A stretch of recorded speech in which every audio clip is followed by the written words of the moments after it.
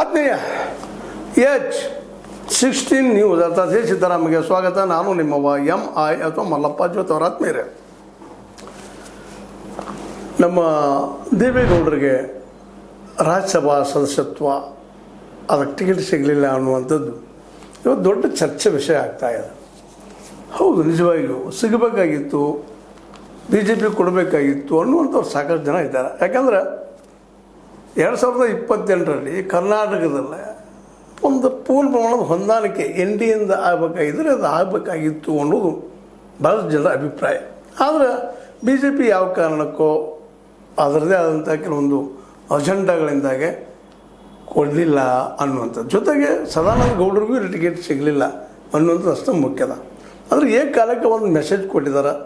ಒಬ್ಬ ಪ್ರೊಫೆಸರ್ ಅವ್ರಿಗೆ ಕೊಟ್ಟು, ನಾಗರಾಜ್ ಅವ್ರಿಗೆ ಕೊಟ್ಟು, ನಾವು ಯಾರ ಪರ ಅಲ್ಲ, ವಿದ್ವತ್ತಿದ್ದಂಥ ಪರ, ಕಾರ್ಯಕರ್ತರ ಪರ ಅದಕ್ಕೆ ನಾವು ಅವ್ರಿಗೆ ಕೊಟ್ಟಿದ್ದೀವಿ ಅನ್ನೋದು ಮೆಸೇಜು ಕೊಡೋ ಜೊತೆಗೆ ಇಲ್ಲೇ ರಾಜಕೀಕರಣ ಮಾಡಲಾರದ ಮುಂದೆ ಹೋಗುವಂಥ ಪ್ರಯತ್ನ ಈ BJPಗರು ಮಾಡ್ತಾ ಇದ್ದಾರೆ ಅಥವಾ ಮೋದಿ ಅವರು ಮಾಡಿರ್ಬೋದು ಅನ್ನೋದು ಲೆಕ್ಕ.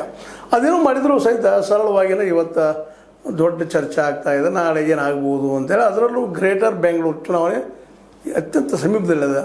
ಪಂಚಾಯತಿದು, ಗ್ರಾಮ ಪಂಚಾಯತಿ, ಅದೇ ಕಾಲಕ್ಕೆ ಜಿಲ್ಲಾ ಪಂಚಾಯತಿ, ತಾಲೂಕು ಪಂಚಾಯತಿ ಚುನಾವಣೆಗಳು ಸಹಿತ ಸಮೀಪದಲ್ಲಿದ್ದಾವೆ. ಇವೆಲ್ಲದರ ನಡುವೆ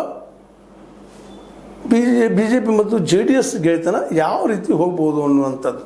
ಯಾಕಂದರೆ ಈಗ ಒಂದು ಸೀಟಿಗೆ ಏನು JDSನಿಂದ ಮತ್ತು ಕಾಂಗ್ರೆಸ್ನಿಂದ ಎರಡು ನಿಂತಿದ್ದಾರೆ. ಅದು ಏನಾಗ್ತದೆ ನೋಡೋಣ ಪರಿಷತ್ತಿದ್ದು.